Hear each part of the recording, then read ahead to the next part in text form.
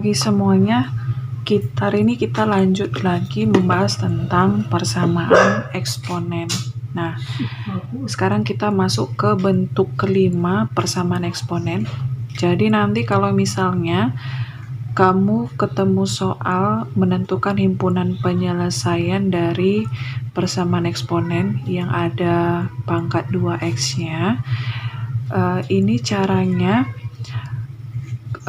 kamu ubah dulu bentuk ini ke dalam bentuk persamaan kuadrat. Nah, tapi sebelumnya kamu lakukan dulu pemisalan terhadap komponen yang sama. Nah, di sini kan sama-sama memiliki P pangkat X. Jadi, P pangkat X-nya lah yang kita misalkan jadi sebuah variabel. Nah, sedangkan di sini A itu adalah koefisien dari P pangkat 2X, B itu adalah P pangkat X, sedangkan C itu adalah eksponen.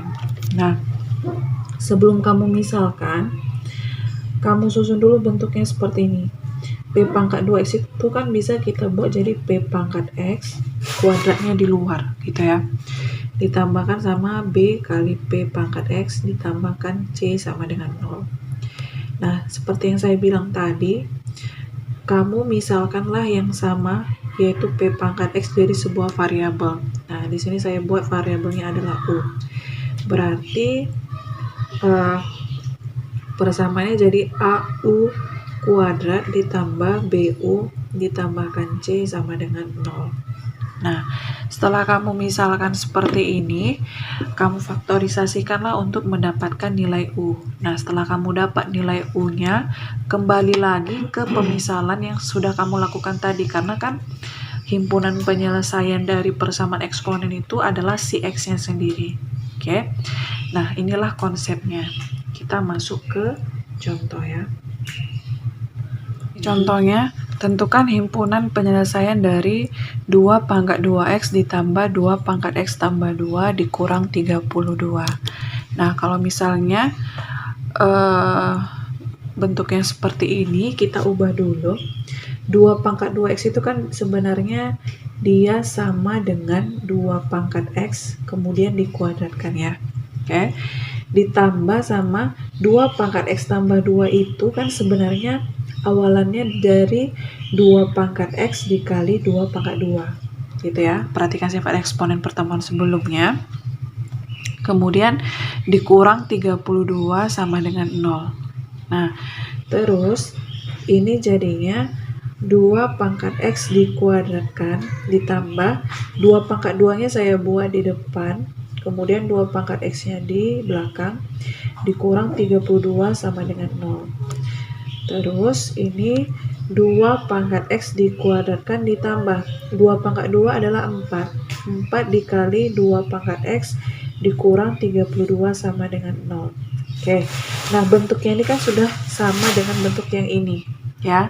Nah, sekarang kita lakukan pemisalan. Kita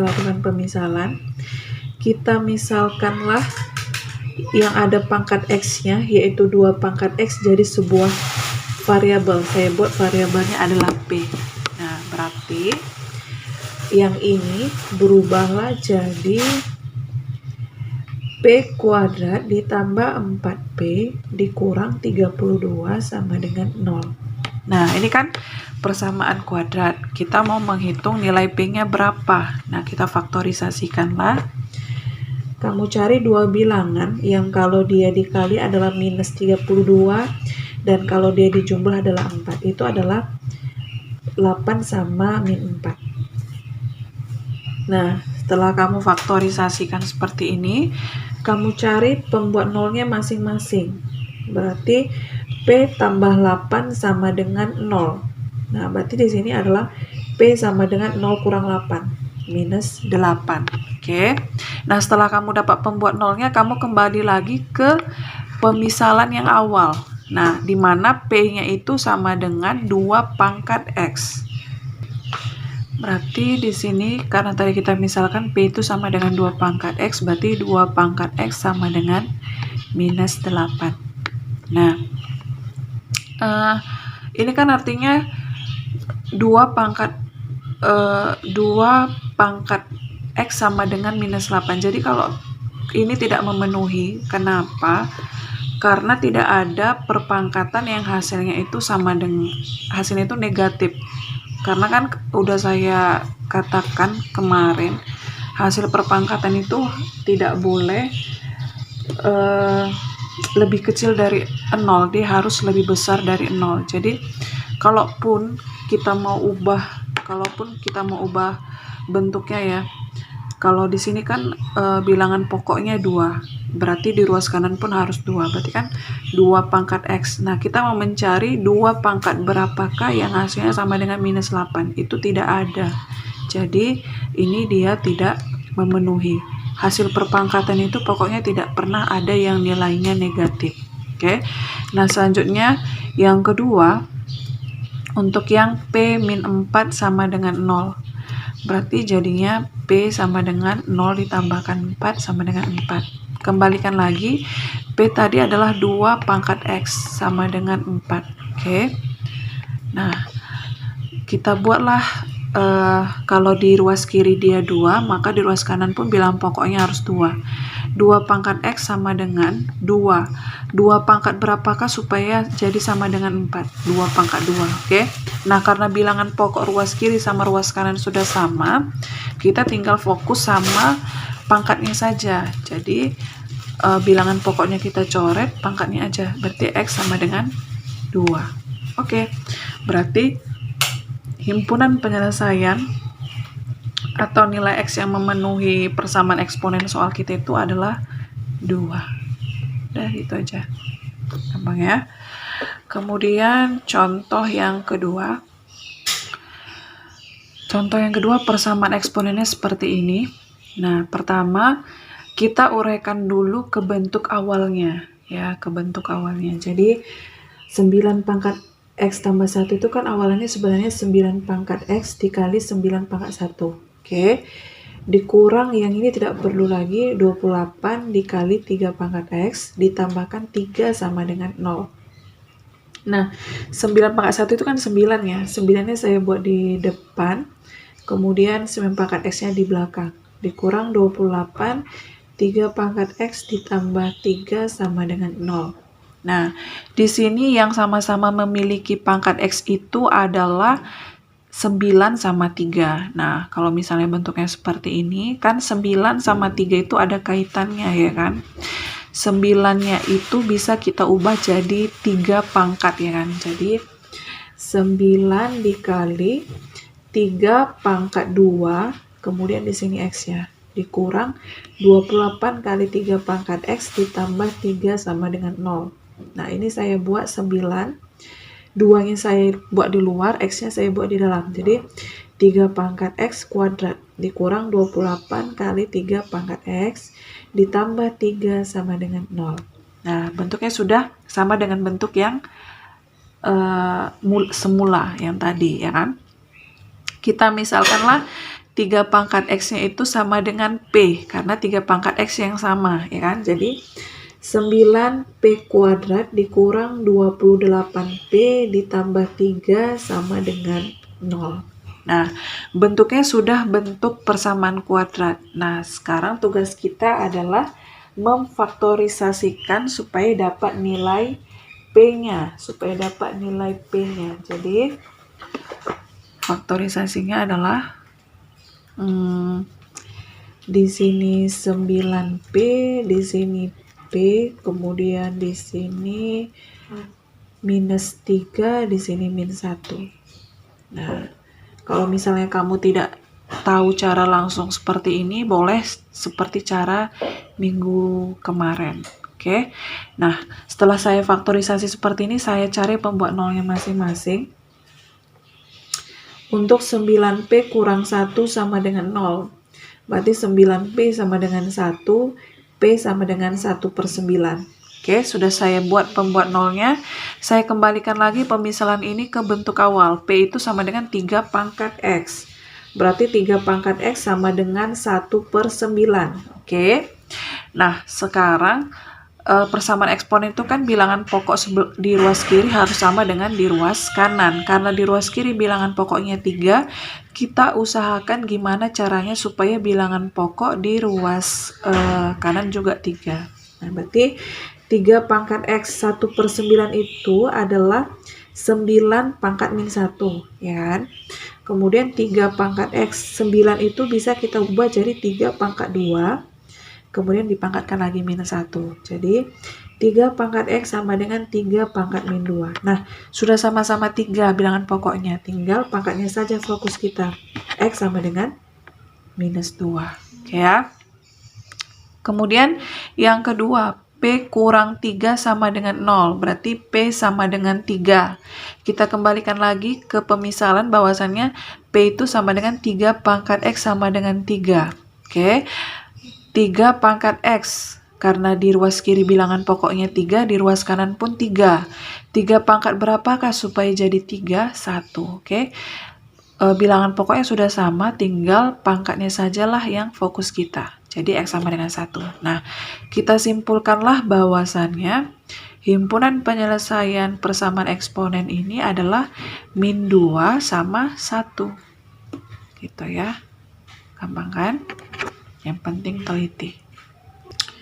Nah, ada juga bentuknya seperti ini.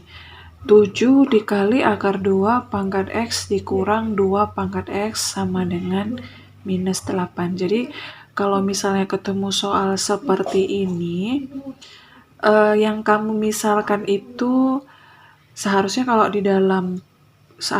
misalnya setelah kita kerjakan 2 soal sebelumnya, pasti dalam pikiranmu yang kita misalkan itu adalah 2 pangkat X, ya kan? Nah, kalau misalnya ketemu soal seperti ini, ada baiknya yang kita misalkan itu adalah akar 2 pangkat X, supaya dia tidak ribet gitu bentuknya. Jadi, kita misalkan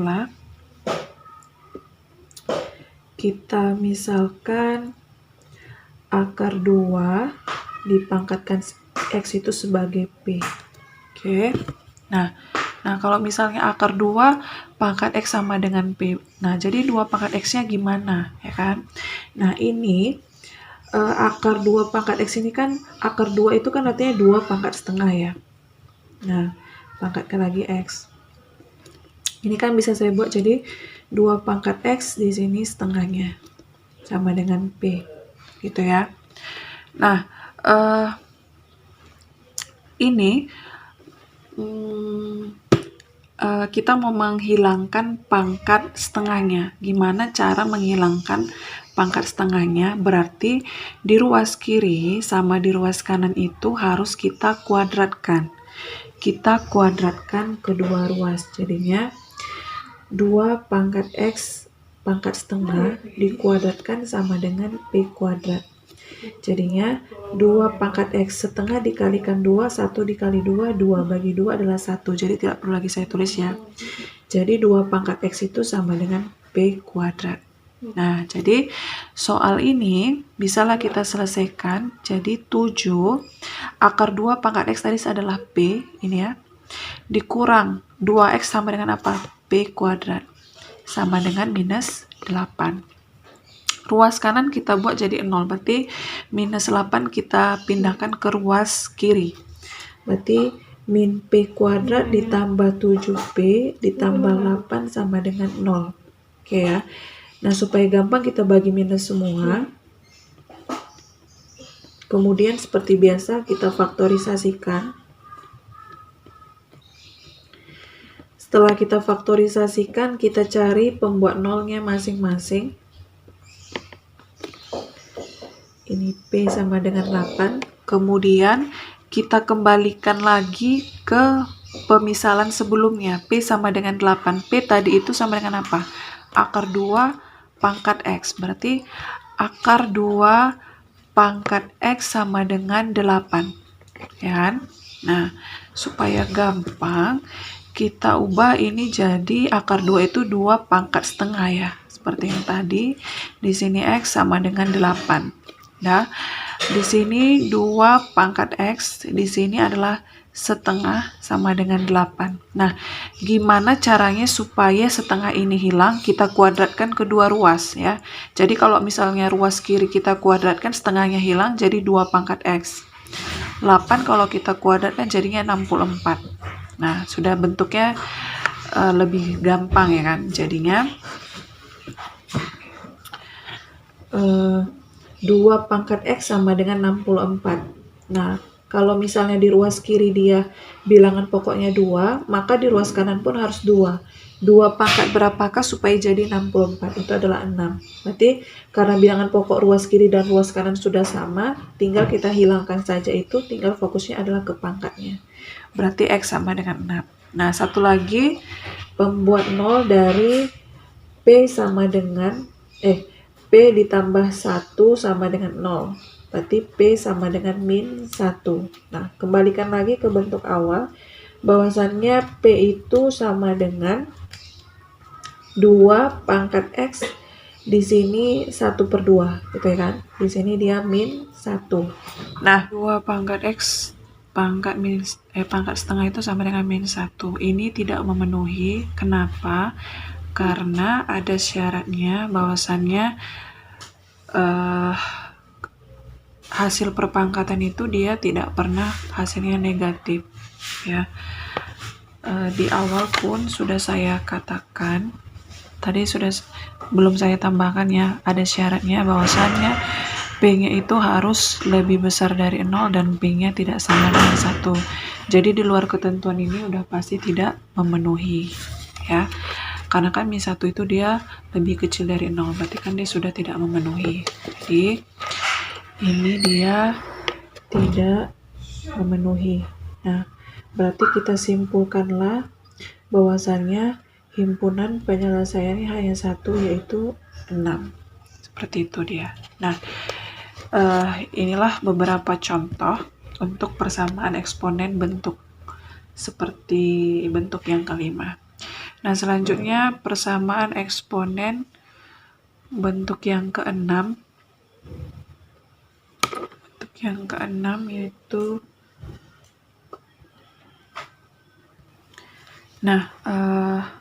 bentuk persamaan eksponen yang keenam itu bentuknya seperti ini. Fx dipangkatkan Gx sama dengan Fx dipangkatkan Hx. Nah, maksudnya ini fungsi dipangkatkan lagi dengan fungsi. Nah, kalau ketemu bentuknya seperti ini, dia ada 4 kemungkinan untuk menyelesaikan persamaan eksponen ini. Yang pertama, jika Fx tidak sama dengan 0, 1 dan min 1, maka Gx sama dengan Hx. Oke. Kemudian yang kedua, jika Fx sama dengan 0, maka Gx dan Hx kedua-duanya harus lebih besar dari 0. Jadi kalau misalnya dia tidak lebih besar dari 0, maka nilai X yang kamu peroleh dari sini tidak memenuhi untuk menjadi himpunan penyelesaian persamaan eksponen. Yang ketiga, jika Fx-nya sama dengan 1, nah ketika kamu dapat nanti nilai X dari Fx sama dengan 1 ini, dan kamu substitusikan ke Gx dan Hx-nya, keduanya semuanya itu akan memenuhi Gx dan Hx. Oke. Nah, yang keempat, jika Fx-nya itu sama dengan min 1. Nah, jika di sini kamu selesaikan ada nilai X-nya, dan ketika kamu substitusikan kembali ke Gx dan Hx, apabila kamu substitusikan nilai mutlak dari Gx dan Hx kedua-duanya genap, maka dia memenuhi. Dan apabila kedua-duanya ganjil pun, itu juga memenuhi. Tapi kalau misalnya Gx-nya ganjil atau Hx-nya genap atau sebaliknya, atau dia tidak sama, itu dia tidak memenuhi. Ya, jadi dia harus memenuhi keempat syarat ini baru bisa dijadikan sebagai himpunan penyelesaian persamaan eksponen. Oke. Nah, supaya paham cara menyelesaikan bentuk eksponen yang keenam ini, kita masuk ke contoh. Nah, di sini saya buat contohnya X kurang 2 dipangkatkan X kuadrat ditambahkan 1 sama dengan X kurang 2 4X ditambahkan 1. Nah, di sini yang menjadi fx adalah X kurang 2. Oke. Kemudian yang menjadi gx adalah X kuadrat ditambahkan 1, kemudian yang menjadi hx adalah 4x ditambahkan 1. Oke. Nah, kita masuk ke langkah-langkahnya. Untuk langkah yang pertama, fx sama dengan gx sama dengan hx. Ya. Gx-nya X kuadrat ditambah 1 sama dengan 4X ditambah 1. Kita pindahkan 4X tambah 1 ke ruas kiri, jadi X kuadrat ditambah 1 dikurang 4X dikurang 1 sama dengan 0. Jadi X kuadrat dikurang 4X sama dengan 0. Nah, kalau misalnya ketemu persamaan kuadrat seperti ini, biasanya kan pertemuan-pertemuan sebelumnya dia punya konstanta. Nah, di sini ternyata konstantanya tidak ada atau 0. Tinggal kamu keluarkan aja yang variabel yang sama. Dia kan variabel yang sama adalah X. X yang kita keluarkan. Kemudian X kuadrat dibagi sama X adalah X. Min 4X dibagi X adalah min 4. Oke. Nah, kita cari pembuat nolnya. X sama dengan 0. Atau X sama dengan 4, karena kan pembuat 0 dari X kurang 4 adalah 4. Oke, kita dapatlah ini 1. Nah, kita masuk ke syarat yang kedua. Syarat yang kedua, fx sama dengan 0. Ya, fx-nya tadi X dikurangkan 2 sama dengan 0, berarti X sama dengan 2. Nah, untuk fx sama dengan 0 ini ada lagi syaratnya. Gx-nya harus lebih besar dari 0 dan hx-nya harus lebih besar dari 0. Nah, cara mengetahuinya lebih besar dari 0 atau tidak, 2 ini kita substitusi ke persamaan Gx sama Hx. Jadi, X sama dengan 2, kita masukkan dulu ke Gx. Nah, kamu masukkan 2 sebagai X di sini. Jadi 2 kuadrat ditambah 1 sama dengan 2 kuadrat 4. 4 tambah 1 5. 5 itu lebih besar dari 0. Oke, untuk Gx dia memenuhi. Sekarang untuk si Hx. Untuk si Hx, Hx sama dengan 4X tambah 1. Berarti 4 kali 2 ditambahkan 1 sama dengan 9. 9 pun lebih besar dari 0. Berarti untuk X sama dengan 2, dia memenuhi. Oke ya. Kemudian yang ketiga, syarat yang ketiga adalah fx sama dengan 1. Nah, fx sama dengan 1. Fx kita adalah X dikurangkan 2 sama dengan 1. Berarti X-nya sama dengan 3. Nah, untuk fx sama dengan 1, ini tidak perlu diuji lagi karena katanya persamaan akan dipenuhi untuk setiap Gx dan Hx. Ya. Kita lanjut ke langkah yang keempat. Untuk langkah yang keempat adalah fx sama dengan min 1. Berarti fx kita adalah X kurang 2 sama dengan min 1. Berarti X kita adalah min 1 tambah 2 adalah 1. Nah, untuk fx sama dengan min 1, kita perlu mensubstitusikan 1 ini ke Gx dan Hx-nya. Ya, kita substitusikan. Jadi, ketika dia X-nya sama dengan 1,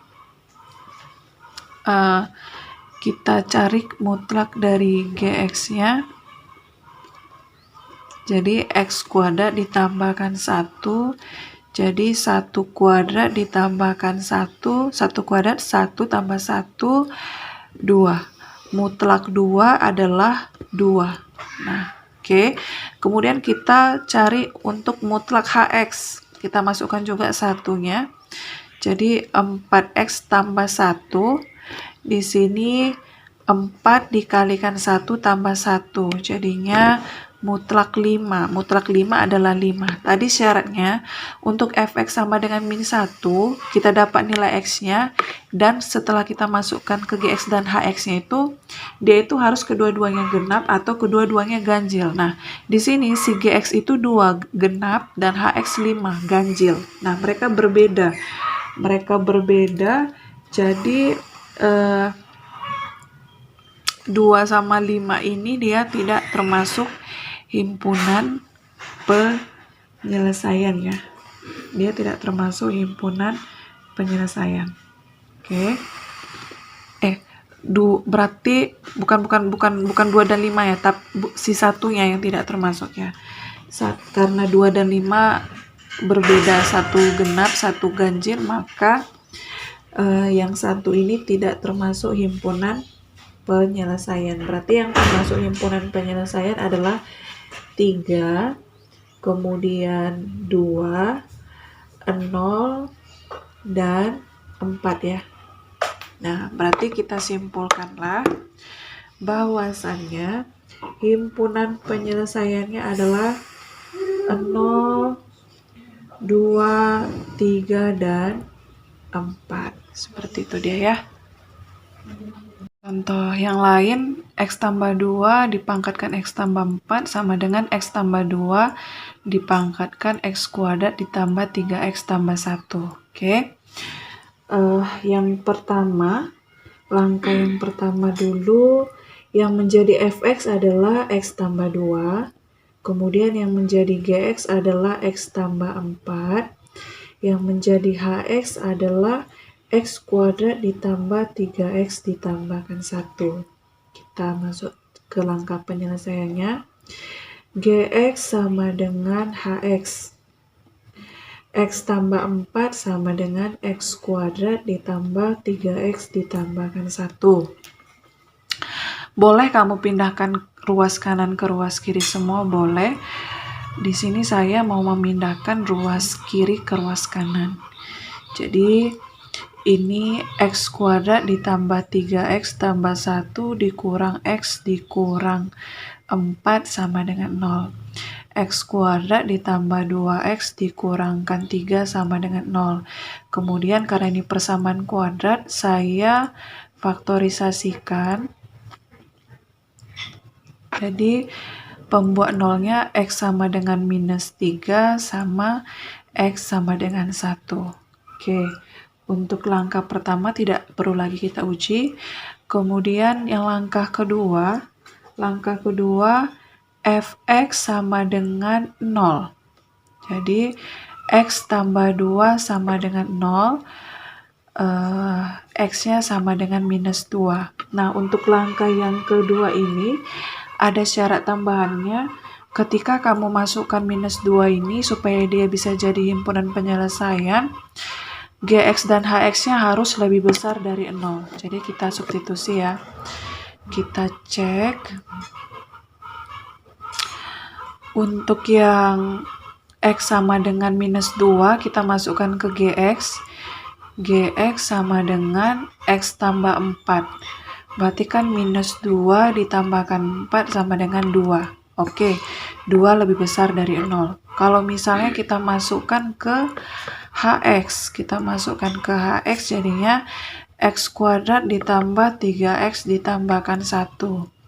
Jadi min 2 kuadrat ditambah 3 dikali minus 2, kemudian ditambahkan 1.